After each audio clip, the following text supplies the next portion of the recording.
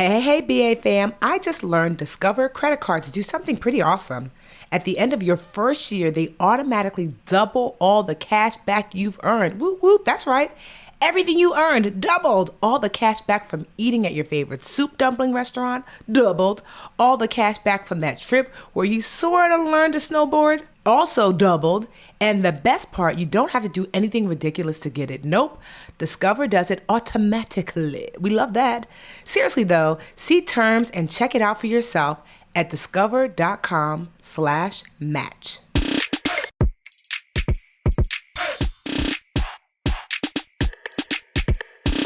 Hey. We're back. We're black. We're super black today. That means we have a guest.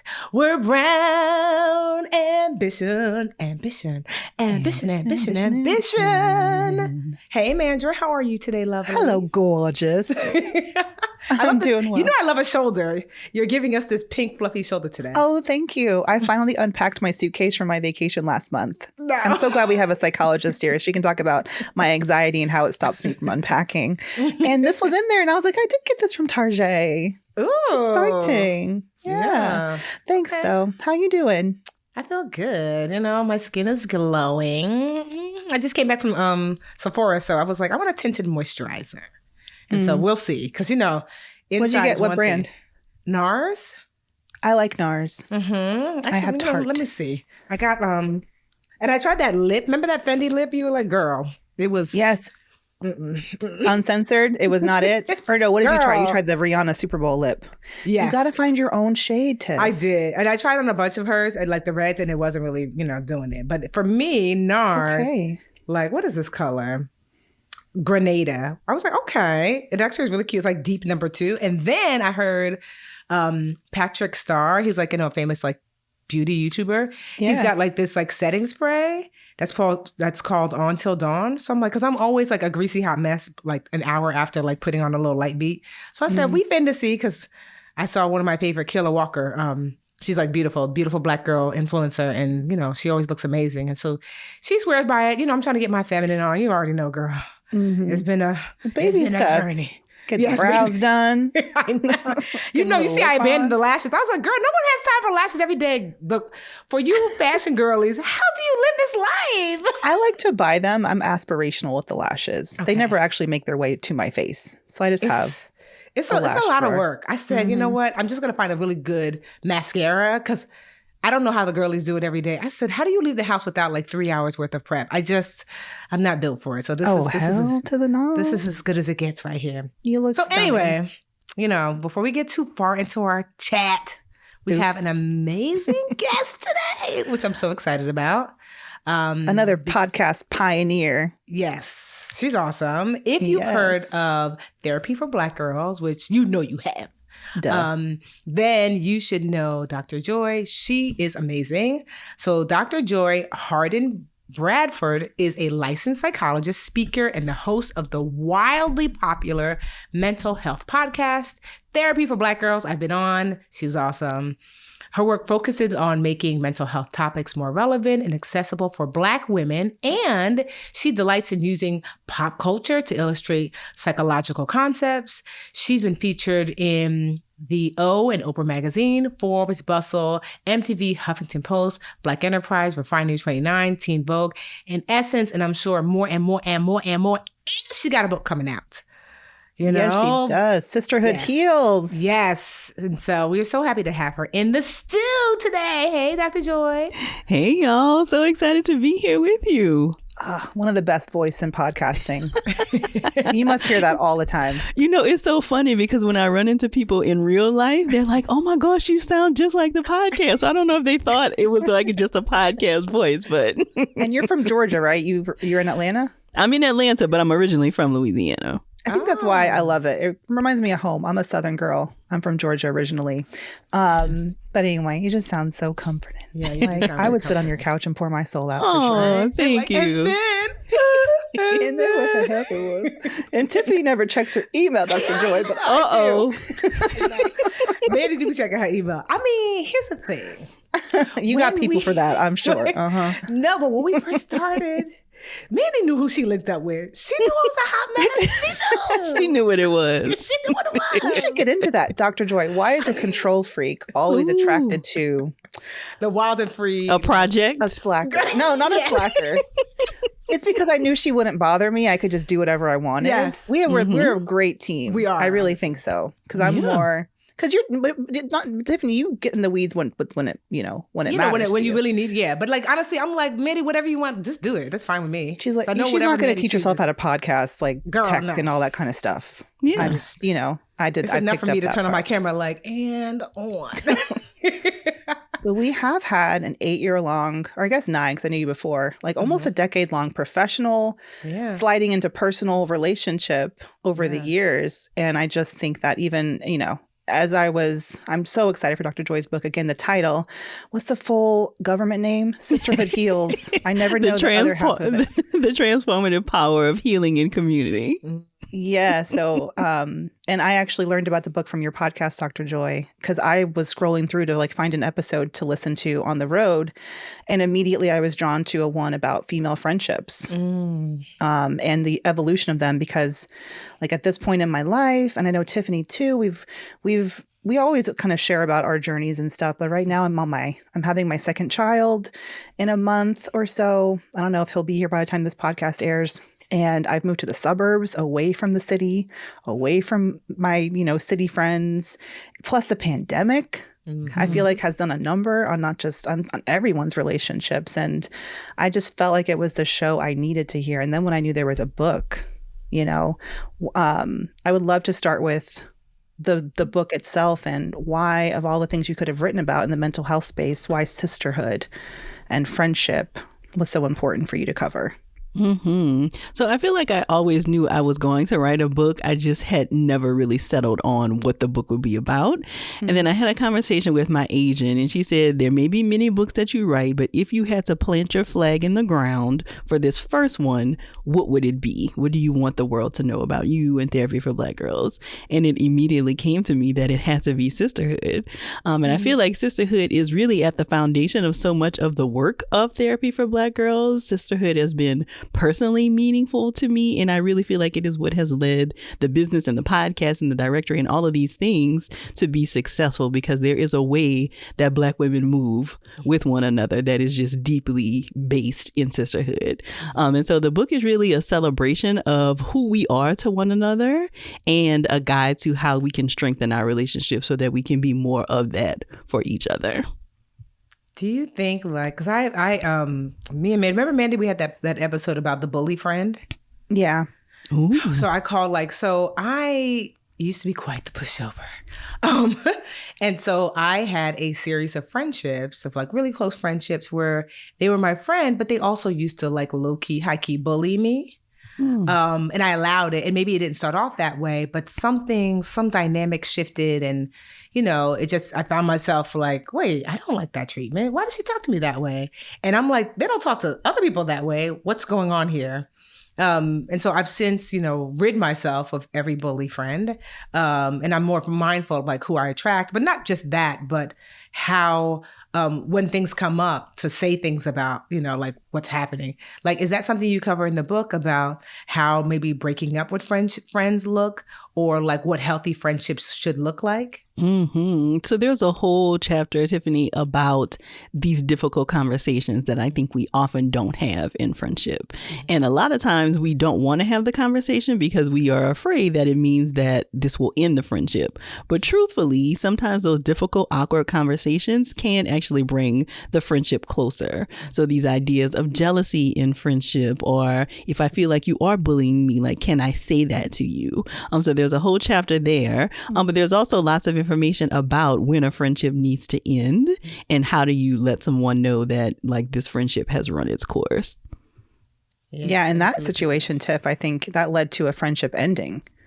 Yeah, well, right? If I look, I've had like maybe about 4 or 5 bully friends. I'm talking about from like elementary school to like grown Tiffany, and none of them are around anymore. I had to have the hard conversation. Some of them were around since I was like a little girl, and I had to have the hard conversation of like, this is no longer a fit. Although we talked about, hey, could you not treat me like this? And I don't like that language that you use. And I had let it go so far, they didn't know how to pivot, the last friend that I let go of. And it just continued. And I just said, I don't want to be in friendship with someone who doesn't know how to treat me well, And I feel, honestly, I thought I was going to be so sad about it, but I felt I felt much lighter because when I look around at the people who surround me now, everybody is just amazing and uplifting. And so, I'm happy that I made that transition, although I'm sad because I wonder sometimes, how did I show up that allowed for that, Because like I said, some of the bully friends, if I look, they didn't treat everyone like that. Yeah. So I think it's important because there's a lot in the book around like group dynamics. So a part of what I love to do in private practice and in practice in general is group therapy. And there is a lot about group therapy that I think informs how we show up in our sister circles and in sisterhood. And so I talk in the book about like the role that we often take in our sister circles. So there are 4 main roles that often kind of develop in a sister circle. The wallflower, which is kind of the person who is kind of laid back in the group, but like when they talk, they typically have something really, really big to say.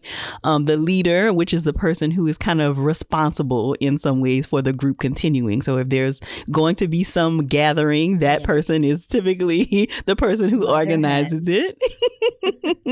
There's also the peacemaker. So if 2 friends are not getting along, then this is the person who will frequently step in. And then the firecracker, which is the friend in the group who will say the thing that like nobody else wants to say, but she might not say it gently.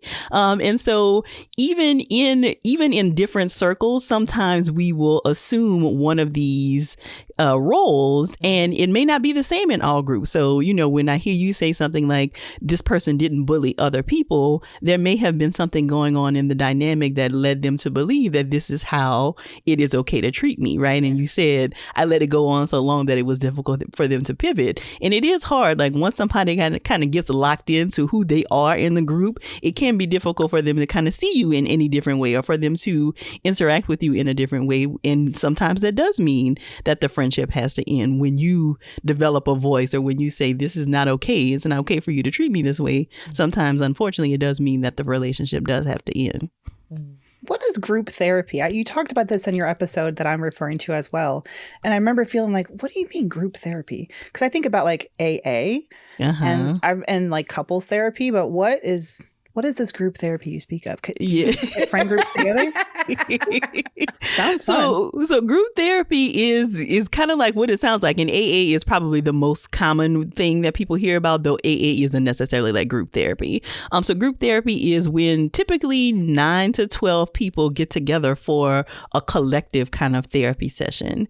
And it isn't typically that you're like only talking about one topic. It really is like, okay, what are you bringing to the group? And how is that interacting with what everybody else is bringing to the group? So for example, for people who struggle with something like social anxiety, something like group therapy can be ideal because what better place can you work through your anxiety in social situations than in a room of 9 strangers, right? But even You don't know the other people. You don't know the other people. So this is not like you bring your friend group to therapy, though that can happen. That is a different kind of therapy. That would be more like a systems kind of therapy. So kind of like a family therapy kind of thing. But in this situation with true group therapy, these are people that you do not know outside of the group. And, even for what you shared, Tiffany, like this people pleasing kind of tendency and like this, acquiescing to other people, it is very likely that would also show up in the therapy group. And so it is an ideal situation for you to work through some of these issues that you have in other places with a group of strangers, right? So it may be easier for you to have this difficult conversation with somebody you only see in therapy,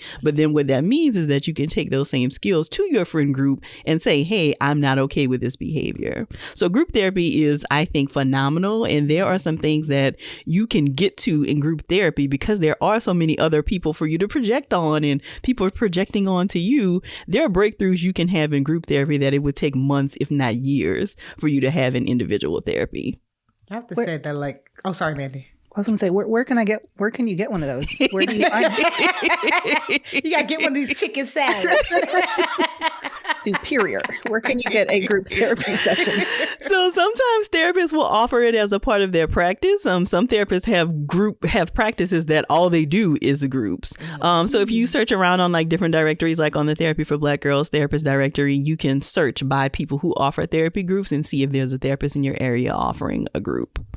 Okay. Yeah, that website is so critical. Like, I can't tell you how many times that Black women, reach out to me and they ask me like, can you recommend a therapist? And I always send them to Therapy for Black Girls because I'm like, it's, it might take you a little minute to find your person, but it's so critical because my therapist calls my people pleasing the small piece of chicken syndrome. Because I had told her a story about how, like, if there's like a big plate of chicken and we're all around, I will always, without prompting, pick the small piece of chicken. Because I'm like, well, I'm going to make sure that I know Carol likes the wing and Tracy likes the drumstick and da-da-da likes the... no one will ask, like, but I will literally take the smallest, least amount of space, to make it easy for everyone else. And then I'll find out later that no one even wanted chicken and I could have enjoyed. And so she's like, so sometimes when we're talking through something, she's like, are you sure you're not taking the small piece of chicken again, Tiffany? Wow. Like, I am. That's a beautiful analogy. That's also, let's talk about that, like, I wanted a Black therapist, right? So, like, I love Dr. Green. So, Dr. Elijah Green out of Atlanta, Georgia, because she's got sister legs just like me. And I don't know how old Dr. Green is. She could be 35. She could be 45. She's Black. The range is wide with us. Of course. But she is so dope. And I knew for me, some people want like a mother figure, a father figure, whatever. But I knew I wanted, for me, a sister girlfriend kind of like energy from my therapist. But can we talk about the importance of like, why is it important for Black women to have other Black women therapists? Like, because she can do the small piece of chicken. I'm not gonna lie. If Sarah told me, are you choosing the small piece of chicken? I'm like, girl, I'll jump through this thing. We talk about chicken and Black people. But you know what I mean? Like, so I'm like, so can we talk about the importance of Black women having access to Black women therapists? Mm-hmm. Yeah. So in this example, I think what makes that effective is this shared cultural capital, right? So that when Dr. Green is talking to you about chicken, it comes from a very particular place that is different than if a non-Black therapist were talking to you about that, right? And I will say that having another Black woman therapist is not important for all Black women, right? So, we do understand that we're not a monolith. Everybody doesn't value the same things. But overall, like I would say probably 90% of the time when I run into Black women and they talk about wanting a therapist, their preference is to have another Black woman therapist. And I think for a lot of us, it is because therapy is so uncertain and like unfamiliar to a lot of us. And so we already don't quite know what we're getting into. And we have the history of talking to our girlfriends and our moms and our aunties. And we know like that nurturing that typically happens, the way that we typically relate to one another. And we're looking to have some of that also in our therapy space. And so I think, that kind of dynamic often shows up, but of course with boundaries, right? So even though we can kind of kiki about a small piece of chicken, like Dr. Green is still your therapist, right? You're not hanging out with her at the club, so even though there is some of this kind of shared relational space, it is still very much a professional boundaried space so that you can get what you need out of the therapy session. Yeah. I will admit my therapist is a white woman, but she looks like my mom. And my mom is a white, so we could probably unpack that. But when I was looking for a therapist, I was specifically looking for someone because my mom struggled with postpartum depression, and I was about to have my first son in 2019. And I love the way I found her. Actually, I went through a prenatal yoga studio who had like a list of great therapists who specialized in like new mothers. And there weren't any women of color, but I found, Laura, who I've been working with since 2019. And for me, it's been so helpful because the motherhood for me, like new mommyhood in isolation. I consider that like a mental health emergency fund, knowing that I can just text Laura. I don't know if you do that, Tiff, too, but I feel like even if I know they're not going to respond, it makes me feel better to text Laura. Like I was having a really low day on Sunday. It was after the news about some shootings came out, and I just wasn't able to get out of my negative thought spiral. And so I texted Laura, and just doing that just made me feel like a little bit better just having that someone to rely on. I can ask Dr. Green. I never thought about it. Yeah, I mean, she kind of represents this first. She represents this safe container for you, right? So even if she's not going to respond, like, that she'll likely read it, she'll likely bring it up in your next session, and so just knowing that you put it somewhere means that you don't have to carry it, right? Which allows you to unload some of that stress. I sent her a screenshot of a text I almost sent my dad. And thank God I did, because she was like, maybe don't send that. And let's talk that through on Thursday. And it stopped me from the something that, and I call that big growth for me, because I toggle between the leader and the firecracker. I just say what's on my mind. And it gets me into trouble with family sometimes, just like spit, flying off the handle.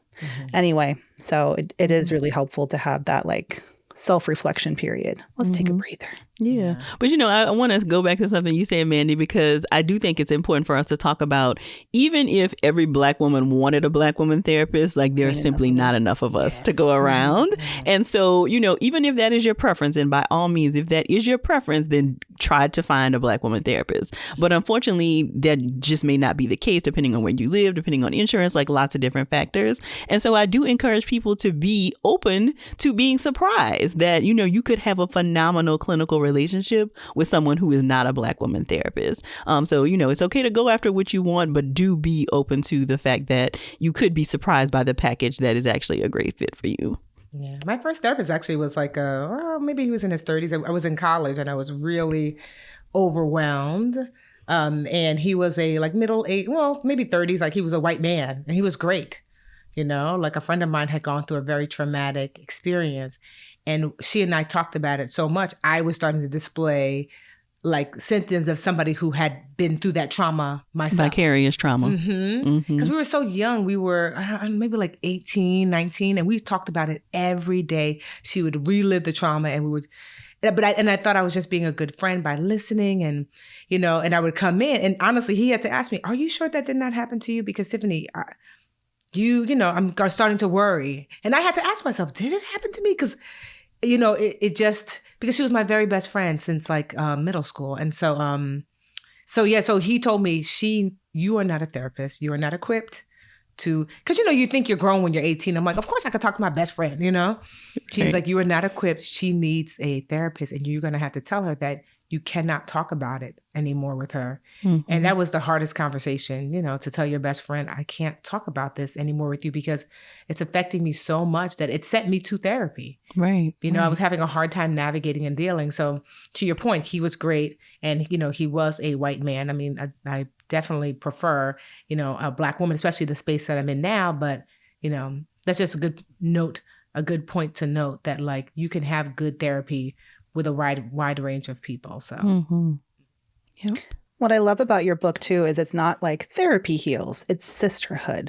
So talk to me about, because we love therapists, we love taking care of ourselves. I have my biweekly session. Tiffany has hers, but friendship, sisterhood is so fundamental. And I would say through my work, I launched a career coaching practice during the right after the pandemic sort of took hold, and I was talking to dozens of women of color about their careers. And the one theme for me was isolation and loneliness, even before the pandemic. So that I love the theme of your book being around sisterhood. Can you talk about how important it is, in addition to having maybe a mental health professional in your network, that you also have these relationships? Yeah. So, I mean, when we think about like our history of going to therapy, like I feel like this is still a very new conversation for us. Right. And so we know that even if we are also seeing a therapist, a lot of times our sister friends are on the front line of like the first thing that's happening with us. Right. Like they are the ones getting the call, like, girl, let me tell you, kind of thing. Right. And that is in a lot of ways healing. It's not the same way that you heal through therapy, but it is a very valid experience of healing. And so I really wanted to be able to give language and strategies for us to be able to do that with one another. So Tiffany, what you were just talking about in terms of like being able to hold space for your 18-year-old friend while you're also an 18-year-old, there's like guidelines for how to do that, right? So that you don't center yourself in the conversation, so that you do understand when it's time to actually refer them to a mental health professional. So I talk about that in the book around how we can hold space for one another, but how we also allow people people to hold space for us, right? So this idea that we are often really, really struggling to ask for help. And a lot of us are kind of like the strong friend in the group. And so we don't want to be seen as weak or like we are a burden, but we are in effect not allowing people to show up for us in the same way that we run to show up for them. So there are lots of exercises and things in the book that really help us to do a better job of holding space for one another. And I think when you talk about like the isolation and the loneliness that so many of us have experienced, like you said, even before the pandemic, it is important to know that like we can go to other people with the things that we're struggling with. Sometimes we really just drown ourselves in shame because we're afraid to say this thing because we are afraid that nobody will understand us or will be judged. And then we finally say it. And then we realize like, oh, that wasn't as weird, or she didn't run away from me, right? And so that really is the power of community, is being able to be vulnerable and see these things that are often very shameful and realize that people still love you. People want to help you to take care of the things that are going on in your life. And maybe the people who you would have turned to at a certain chapter of your life or season, as we say now, are not the right ones for where you are. I think that's been the journey that I've been on, is being here in the suburbs. Like I'm a creature. I want close friendships. I don't want a ton, but I like to have a few close ones. And I was so happy. I made a mom friend. And it was the other Black mom at daycare drop off. I live in a kind of, not the most diverse area where my son goes to daycare. But I saw her across the parking lot and I looked at her and I said, hey, we should be friends, right? That's so Mandi. I'm so proud of myself for doing that. I am too. And that's how I feel like that's what you got to do these days. And she felt the same way I did. She had moved here, turns out, just a year before. Her son was new at the daycare. She's like, are there any other Black families here? And I have a walking date with her right after this podcast. But the friends I left behind, I'm in this situation now with a really deep, an old friend of mine who I met when I first moved to New York. We just were, that friend who just like, that's your 20s experience, Mm-hmm. And I haven't seen her in months, and it makes me sad. And I have been like in my mind about it. Should I have a conversation with her?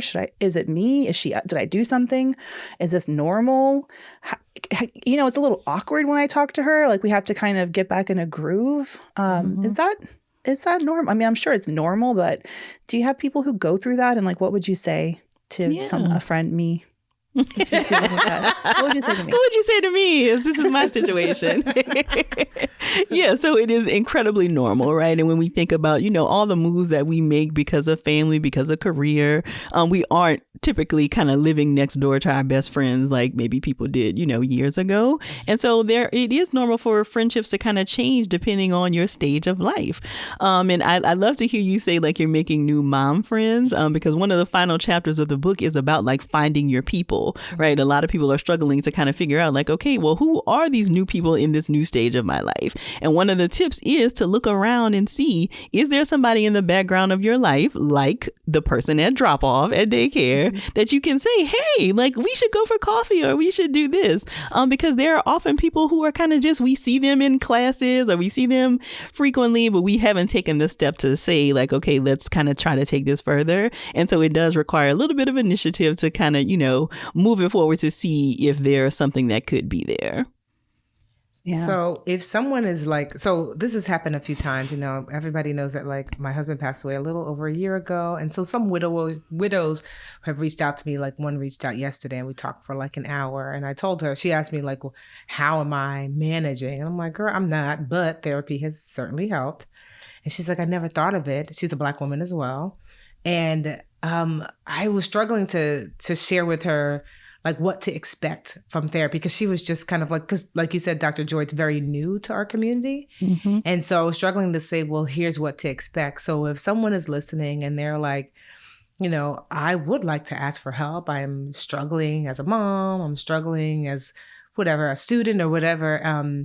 What can I expect, like when I do finally find, or as I start to search for a therapist, like what?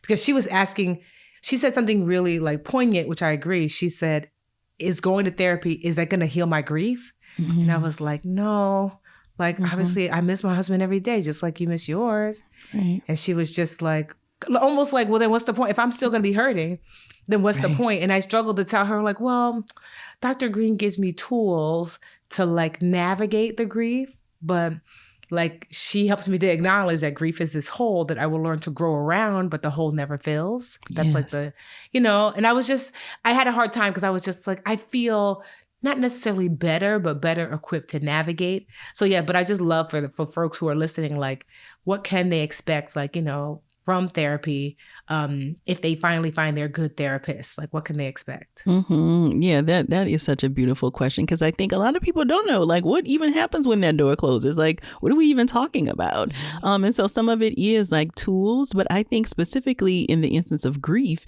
it is somebody to bear witness to your grief, right? So there are ways that like the people we love in our life just sometimes can't show up for us because of their own stuff, because they are afraid of what to say. What do I even say in this moment? And so I think talking with a therapist specifically in this kind of a circumstance gives you a place where you don't have to worry about like them being overwhelmed by what you're sharing. Like it is a place where you can go to like lay that down. And so I'm not surprised that you leave feeling maybe just a little lighter. And of course you don't not miss your husband, but you have a space where you can kind of process this, and she helps you to carry and wade through all of the difficult kinds of emotions that are coming up for you right now. And that analogy around, the ball in the jar for grief, right? So that in the beginning of a grief experience, like the ball takes up the entire space of the jar, and then eventually the ball gets a little smaller, right? So that there's a little bit more space. And that is what therapy really helps you to do, is to kind of process the things that take up the most space in the jar, so that the ball does eventually become smaller, and you never get rid of the grief completely, but it does feel not as achy. It feels a little lighter to carry eventually.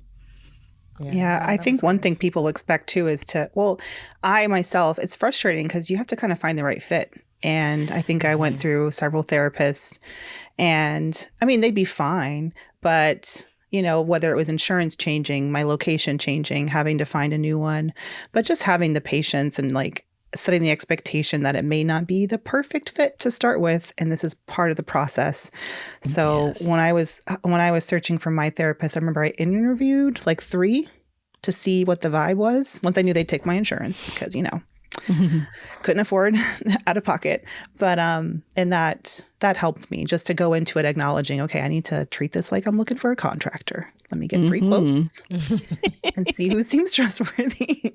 Yeah, I do think that is important, because sometimes people go into it wanting to be like the perfect client, and so they will stick with it because they think that's what they're supposed to do, right? So even if I don't quite feel like this person gets me, or it doesn't quite feel like it clicks, they want to be a good client, and so they don't feel like they can say this isn't working for me. And so it is important for you to know that your first therapist, maybe even your first 2-3 therapists, may not be the right fit for you, but it doesn't mean that you have done anything wrong or that the therapist has done anything wrong, right? Like, so much of what makes therapy work is the dynamic in the relationship you're able to cultivate with your therapist. And so if it just doesn't feel like it's clicking for one reason or another, then it's okay for you to say, I feel like I may need something else. And as therapists, we're also trained to do that, right? So if I'm not the best fit for you, I may know a colleague who may be a better fit, depending on what you're working on or how it feels like you want to structure your sessions. So talking with your therapist, again, having some of those difficult, awkward conversations may actually lead you to a therapist who would be a better fit. So this is kind of like a Brown Ambition, kind of like financial like spin on therapy. I wonder, like, how long have you been in this space, Dr. Joy? How many years? I've been licensed since 2009. So at least since then. So have you seen a shift with the way, like when there's economic shift, do you see that how does that affect like what people come to you for in general? Like, because 2009, that's when the Great Recession happened. Did you have a flood of people who were stressed about losing their jobs?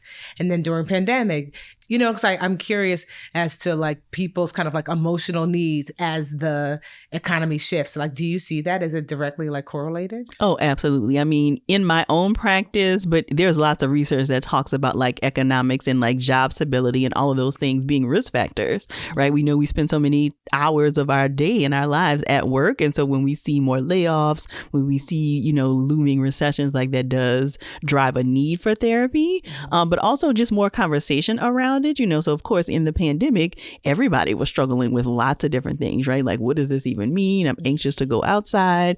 Friendship stuff came up a lot. So there was a lot around people expecting their friends to be one way during the pandemic and then they weren't. And like, what does this mean? So definitely the frequency with which people are seeking services and like reaching out for therapy is impacted by all of the factors going on in the outside world. Okay.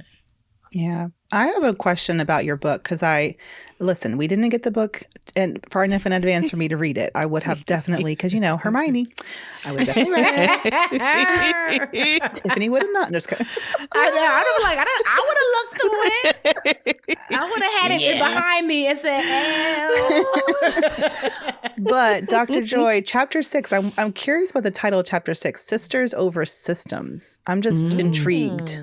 What is this? What is that? Tell us a little bit about that chapter. Absolutely. So the book is kind of broken down into 3 levels that sisterhood operates on. So the one-on-one level, so you and like another friend, the sister circle level, so you and like your larger group of sisters. And then the 3rd level is like global sisterhood. So like Black women across the diaspora.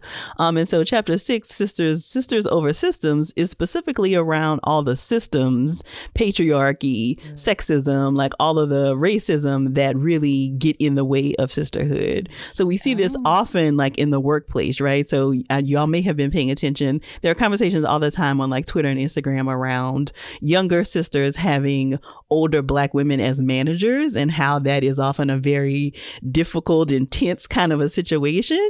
And so in the book, I talk about how much of that is really not because like I want to be mean to you necessarily, but what kinds of systems am I a part of where only one of us can succeed, right? Like there's so much that is kind of built into the systems we operate in that make it difficult for Black women to actually be loving and affirming to one another. And so that chapter is really all about all the systems that we have to pay attention to and how we can do a better job of rejecting those systems without rejecting each other. Ooh, I'm glad I asked because that just makes me think of like even my aunts, and my one aunt in particular, sometimes the advice she gives me is I used to be like, oh, I'm Brenda. She's a little, what is she talking about? Respect this. And, but she was from a whole different time, the trauma that my dad's side of the family went through and, it's like so much. And under better 2020 and through therapy also, I started to understand why it was that speaking to her made me uncomfortable. And then once I like sort of acknowledged where she was coming from, I can now talk to her and not look at it as if it's it's something that reflects on me or something that I have to take to heart. That kind of brought that up for me. And in the workplace too, of course, you like older Black women, I feel, or women of color in general, when you have a new recruit, maybe it's also the way that you were treated because you were mentored and developed by someone who maybe underestimated you the whole time or was threatened by you. And then you're sort of internalizing that and, and shit rolling downhill a little bit. That's the that's the psychological way of saying it, shit rolling downhill. Yeah. And I do think, for a lot of people, like a younger person coming in does feel a little threatening, right? Like, are they going to still be open to my ideas? Are they trying to take my job? Like, what's going to be happening here? And again, that's a system like that system lets us or forces us to believe that there's not a space for everybody to be successful, that we have to kind of, compete with one another when truthfully, we can build a different kind of system where there's room for all of us to be successful. Hey, BA fam. I just learned Discover credit cards do something pretty awesome. At the end of your first year, they automatically double all the cash back you've earned. Whoop, whoop, that's right. Everything you earned doubled. All the cash back from eating at your favorite soup dumpling restaurant doubled. All the cash back from that trip where you sort of learned to snowboard also doubled. And the best part, you don't have to do anything ridiculous to get it. Nope. Discover does it automatically. We love that. Seriously though, see terms and check it out for yourself at discover.com/match. Get Get an inside look at Hollywood with Michael Rosenbaum, actress Kristen Ritter. Your parents let you travel by yourself. It was a different time. They just put you on a train. As a 15-year-old girl, you went to New York. I went on a bus, and I did get picked up at Port Authority. They thought I was a runaway. What would they do? They detain you and like get people on the phone, and then they finally let you go to your modeling job. How many times did it happen? Once or twice. It just seems like it wouldn't happen. It happens, yeah. Inside of You with Michael Rosenbaum, wherever you listen. How can we be more self-aware? I mean, I think therapy helps me there, but like for that person who's harming other people from their own internalized, trauma and bias and systems that have affected them, how can we get more to those people to help them see they may need to explore and be more self-aware of how that can have a negative impact on others around them? It's something that you can't just tell someone, like, maybe you should talk to someone about that. I just feel like that wouldn't be taken very well. How do you get to them? So this is why I feel like podcasts are so powerful, because you could slide somebody this episode and be like, I heard this great conversation on Brown Ambition. Like, I think it'd be cool for you to listen to. And you're not directly like calling them out, but it's likely they'll hear this and say like, oh, I wonder if that's something people feel about me. Right. It's the perfect tool to be able to passively, introduce a conversation without introducing it. It's like some people, a piece of gum, like, where you want some gum? Yes, it's exactly like that. It's exactly like that. And then maybe they, are a little bit more introspective. But I also think, if somebody listens to the conversation or reads something in the book, it is important to kind of slow down and like release your defenses, because our natural inclination is to be like, oh, that's not me. Like I would never. But like, let's slow down and think about like, okay, how do younger sisters feel about their interactions with me? Am I somebody who opens the door for them, or do I slam it behind me?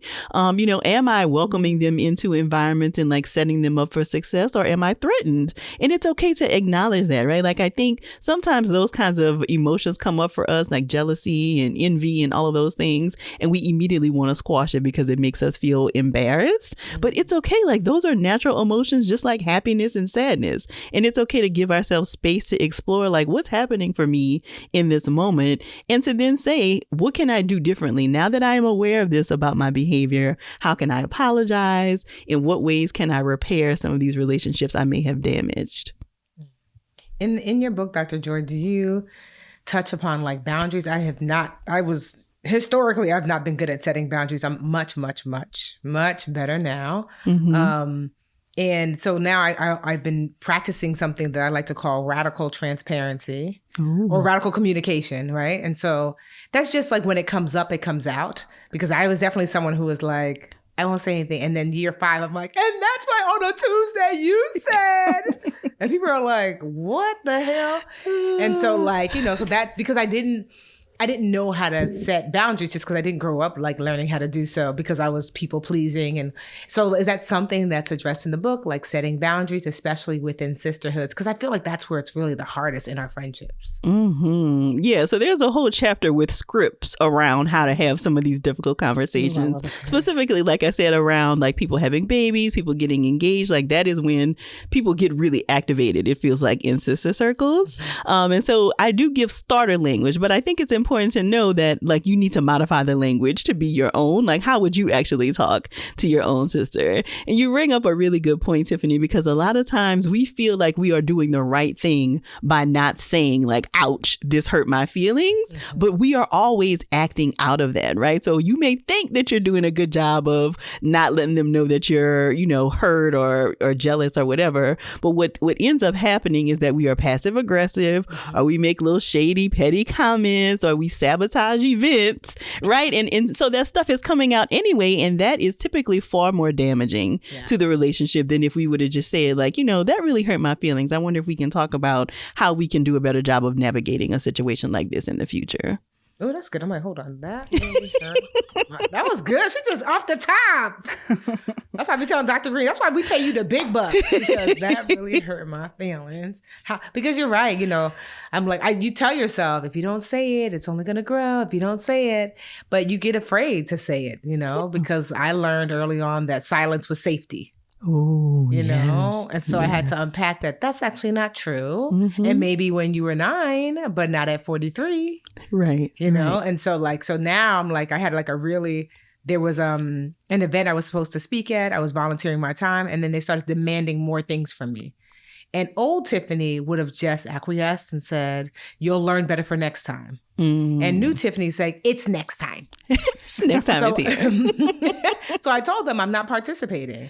And the CEO reached out to me today, was like, "Wait, what's happening?" And I told him, I said, I volunteered my efforts. I said, "No problem. But your team keeps asking for more things. And now they've demanded more things. And this is volunteer. Like, you don't get to demand. Even if you were paying, you still don't get to demand." It's, and he was like, he really listened, which I was really appreciative of. And I also like the fact that, like, I felt good enough to stand up for myself and say, that's actually not okay. Your team doesn't get to talk to me like that and hear the consequences as a result. He was just like, "Is there anything we can do? You're kind of our headliner." I said, "I know that, but I'm not coming." Like, and I understand. No, I know, right, Mandy? Me, me. Well, this This today, girl, today. Ooh, I love that for you. Yeah, I was like, "He's listening. Hey, boo." Yeah, it's not happening. So he was really nice though. And, and I just said, "I'm not participating, but I do appreciate you reaching out." And he was like, "Is there anything, I can do? Like, is there anything else I can do?" And I was like, "No, honestly, if there was anything that I wanted, it would be this, for you to reach out and to be open to hearing my feedback. And I really feel like you are. And although I'm not participating, it makes me still feel good about you, like in our interaction. And so, like, maybe one day in the future we can connect. But yeah, I don't know what flyers they printed, whatever, but the people ain't gonna see me." But I felt really good about it. Yes, I was about to say, I really want you to be able to file that away and make note of that for yourself for later, because we don't always have like these kinds of endings, right? And I think it's important when we find that there's something we struggle with, like assertiveness or like speaking up for ourselves, to remember those times when we did it and it felt really good, right? Because then that makes it easier for the next time to say like, "Oh, okay, I need to speak up for myself again because the last time I did this, it actually worked out in my favor." Yeah. I definitely was afterwards like, "Yeah, Tiffany, yes, you said it, girl." And I, of course, have to call my sister like, I did it, girl." Because that's the sister circle again. You got to tell somebody. Exactly. And it's not about it's not like almost that you replace that awkwardness or that feeling of discomfort from having to cut ties, but that you do it anyway. Yes.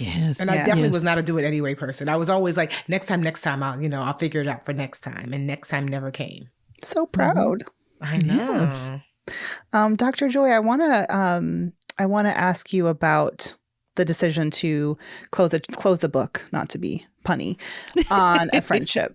I mentioned my friendship earlier. I'm not ready to close a book. I'm going to have a conversation, and reconnect with this person because I love her a lot. But like, when would you say it's a sign that, okay, this relationship has maybe run its course, this friendship, we need to move on? And then what advice, would you have about how to do that? Do you have to say anything? Yeah. So there is a whole section around like ghosting, because people really, really take that personally when they are ghosted in friendships. And I think for a lot of people, being ghosted by a friend feels even worse than like a romantic partner ghosting, because we just make up all these stories in our head about like, what did we do? And like, when we don't have answers, we make up our own answers, and they tend to be far more extreme than reality. But I think when when you are thinking about whether a friendship needs to end, I think if you have done your part in terms of like saying, "Ouch, that hurt," or called out, what kinds of gulfs there are between you, or like what's making you feel hesitant in the relationship, if you brought that to them and shared that with them and had a conversation and you're still not seeing change behavior, then I think that may be an indication that, this friendship maybe has run its course. Or if there's just some unsteadiness for some reason, right? Like, you may not be able to name what's happening, but you don't necessarily look forward to hearing from them anymore. Or if you do hear from them, it feels really awkward and unpleasant, or they're always making like snarky comments or bullying you, like you mentioned, Tiffany. I think any of those things that just kind of feel unsettling, you want to start with a conversation if this is somebody that's important to you. And if you've had that conversation and the feeling still kind of lingers, even though you've brought it up, that again may be an indication that the friendship has run its course. And I do think it is important to be able to have the conversation with this person, because I think as a society, we don't tend to do well with goodbyes. And I think goodbyes are really important. A goodbye is a way for you to indicate that this meant something to you, right? And I think if somebody has been important to us and there's not been any abuse or, anything kind of malicious, it is important for us to kind of be able to say, even though this time may be over, it was important to me, and I'm like going to let you go with well wishes, right? And giving those people finality and like closure on a situation as much as possible so they don't have all these lingering questions. And I think it's important to know that even if you make the decision to end a friendship, you may still feel really sad and like grieve what this friendship was and what you hoped it could be, but that doesn't mean that it may not be time to end it.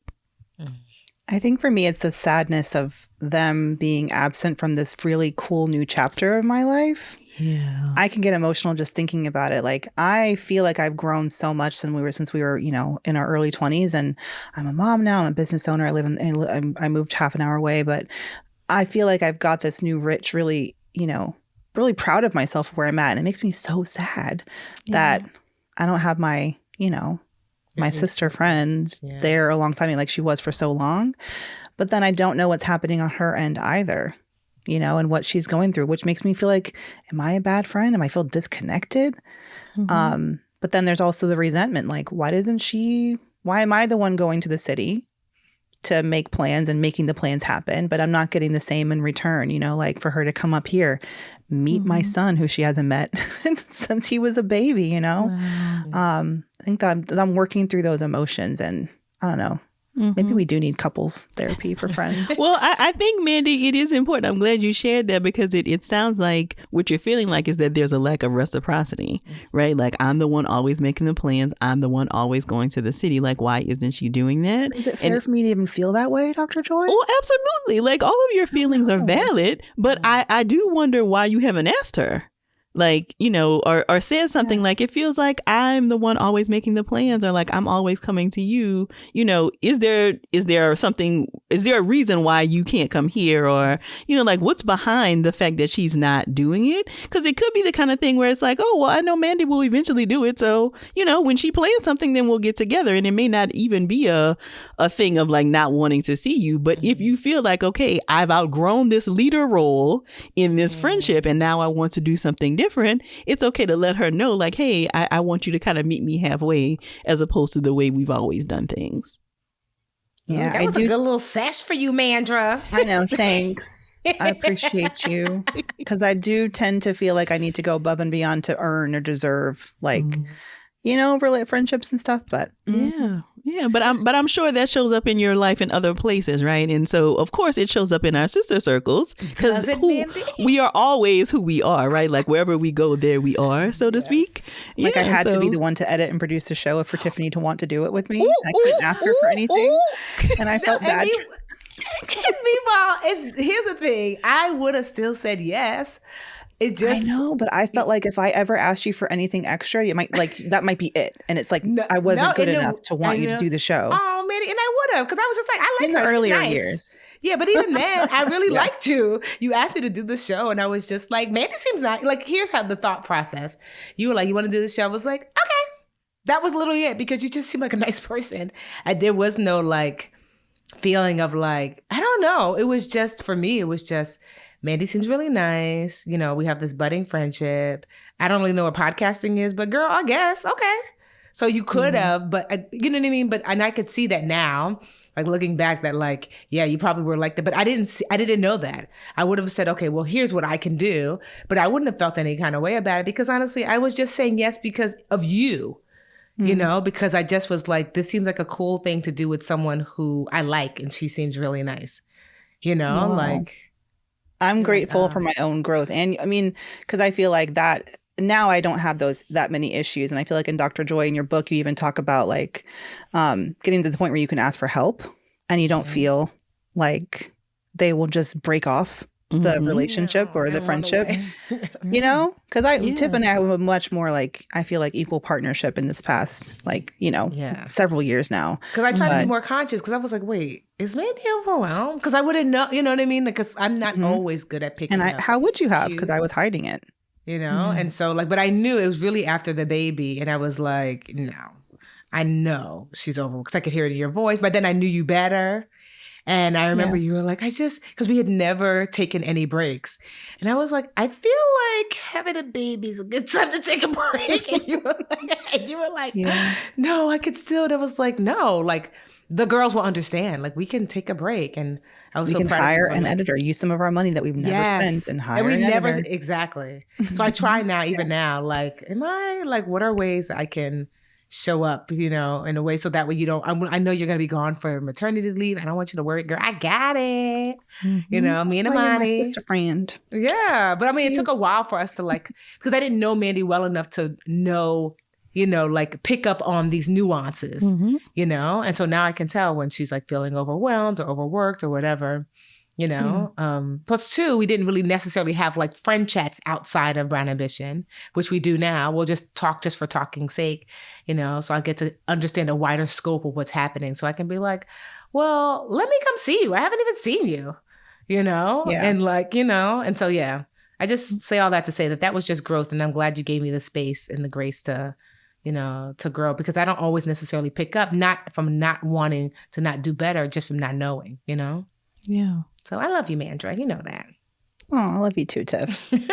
You know that. And Mandi, I hope that you can hear that. And again, for your note card, so Tiffany had a note card to write on. You have a note card now to really, I hope that you can hold on to hearing her say, like, I did this just because of you, right? Like, you didn't have to earn her wanting to do this podcast with you. And so in what other places in your life can you hold on to that? Like, I don't have to earn this love or respect or friendship from this person. They want to be in my life just because of who I am.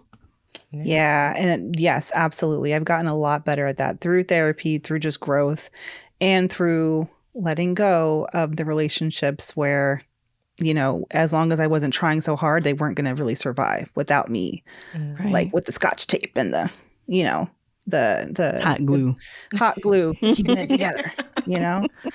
Yeah, 100%. And honestly, sometimes if anything, losing Jarrell taught me was like, I was very sympathetic, but I realized that my empathy has just been through the roof, because it's like, I just don't know what people are navigating, you know? Like, I just don't know. I mean, the worst thing, you could have lost your dog yesterday.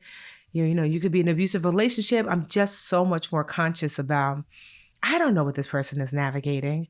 It might be the worst time of their life and they're putting on this false smile for whatever. So like that helps a lot when it comes to like, you know, let me try to come from a place of space and grace. And, you know, because typically if someone is showing up in a way that's like, doesn't seem healthy. I mean, people who are in a healthy position don't misbehave in this way. So I try to keep that in mind that like, girl, I'm sure I was not at my best. Like, you know, they're talking real crazy right now, but let me give them that space and grace, because I don't know what people are navigating. You know, like it's hard. I always ask Dr. Green, like, girl, is everybody going through it? Does anybody have it? Like I always ask her, like, does anybody have a healthy childhood? And she's like, some people do. And then, you know, their young adulthood is a little jacked up, or the adult, you know, like she's like, everybody, to be human is to go through it. Yes. You know? And so like, I just remind myself that even some of the people that we think seem so terrible, you know, that comes from a place. And I try to leave space and grace for that, while also not allowing people to, you know, harm me. You know, boundaries still too. Yes, because I'm the boundaries queen now. I'm like, what? Blah blah blah blah blah blah blah. I used to never. I was the yes queen. You know, yes. Just like Mandi, I felt yes meant that you would love me, you would care for me, you wouldn't go, you would stay. You know, and that was the only way that people would stay, is if I said yes to everything. If I was super pleasing. No trouble, Tiffany. It's easy breezy over here. Don't worry about me. We don't even like chicken, let alone the small piece. You know? You know, and now I'm like, I would like that big piece of chicken. Thanks. Exactly. Yes. You deserve the big piece of chicken. Dr. Joy. Awesome. Go ahead. Sorry. Oh, sorry. No, don't wrap up yet. No, last thing. I wanted to say, you said that we're supposed to go to therapy, and yes, it's our space to talk, but I can't help but wonder about therapists. I asked my therapist recently, like, how many calls do you do in a day? And because I listened to your episode about why you may want your therapist to like you and what that comes from, I was like, but am I your favorite? Anyway. She said 10. She said 10 sessions a day. I was like, how do you do that? She's like, it doesn't really feel like, for me, I like it. But for you, especially because I don't know how often you're doing one-on-one sessions, but how do y'all cope and how do you take care of yourself through doing this work and being that space for so many of us? Yeah. So 10 feels like a lot to me, but I do think it's important to know, like, all therapists are different, right? So that may be a threshold that she's okay with, but that would be way, way too many for me. So I do significantly less clinical work now that I'm doing the podcast and, lots of speaking. So I only have like 1 or 2 clients, maybe every 2 weeks. So it's not the same bandwidth that I had before. But I think for a lot of therapists, it is our own therapy that allows us to hold space for our clients so that we're making sure that our stuff is not impacting, how we show up in session for you and, our ability to give you good care, but also our own support systems, paying attention to sleep and exercise and all of those things. But I've also been hearing from a lot of therapists that they are significantly checked out of the news cycle. And so, like not being able to kind of read all of the headlines and pay attention to all of the things happening in the world, because it significantly diminishes your bandwidth to be able to like show up for clients if you're also feeling like you're struggling with everything happening in the news. Because your clients are reading the news, Dr. Joy. Like, exactly. I don't exactly. Anymore. So are there specific therapists for therapists? Well, not necessarily specific ones, but it does feel like there are some therapists who like will just pipe up in a community like that they become the therapist for therapists, right? And so they're usually the ones who are like not really active on social media so that there's no like real crossing of boundaries there. Like they kind of tend to be off the grid in some ways, and they just kind of develop as this specialty, as this is the person that a lot of therapists go to. So some people kind of develop into that niche, even though that may not be necessarily how they open their practice. Okay. No, I like that. Because I know my therapist also sees a lot of other therapists because I got her name from a referral who is another psychologist. So it just kind of happens naturally that people become the ones in the community who all the other therapists go to see. Yeah, no, I like that setting of boundaries, because one of my friends was telling me how she knew way too much about her therapist and how I was like, when she was explaining something, I said, girl, all I know is Dr. Green's first and last. I don't know if she's married. I don't know her age. I could gather the range, but she's black, so she could be 60. She could be 25. Girl, I don't know. I do know she's in Atlanta. That's like and I love that, like, I mean, I know she must have a little dog or something because I hear it in the background every once in a while, but I don't know if she has kids. So I don't know anything about Dr. Although I met her in person one time because I was in Atlanta for something. And she's like, oh, I'm going to be there too. And we met. And I was like, oh, you're tall. That was about it. Like, and I just thought like, that what is inappropriate? Maybe we could wrap on that. Like just so as people are looking for therapy, as they get your book, as they go to therapyforblackgirls.com, what are some red flags to look out for when, they're seeking out a therapist so they know like this is actually not appropriate. Mm-hmm. Yeah. So a therapist who is making their sessions all about them and not you is definitely a red flag. And of course, there will be times where your therapist may self-disclose to maybe make you feel less alone or like to help you navigate a particular session. But you should not know like what your therapist is doing on the weekend and like everything going on in their relationship. Like your session should be about you, not about them. I would also say like a therapist who is canceling on you too much. Now, of course, stuff happens. So there may be cancellations every now and then. But if it feels hard for you to really get into a good routine and like, okay, there's a frame being held here for my work to be done, then that may also be a sign that this is not a person who is a good fit for you. Also, anything that is inappropriate in terms of like, them flirting with you or, like crossing a line in terms of, inappropriate touch or like those kinds of things, of course, would be a red flag as well. But also, and this wouldn't necessarily be a red flag, but just an indication that you may want somebody different is that if you just don't feel like it's a good match, right? So if, you feel like, okay, I kind of don't really like talking to them or like I feel judged or like I don't really feel like they're paying attention to me, that may be also an indication that you may need to find someone else. Okay. Dr. Joy, awesome. I wish you could stay on forever. I know. It's been so great to chat with y'all. You have such a calming effect. Me and Mandy are like, and then thanks for the bonus session.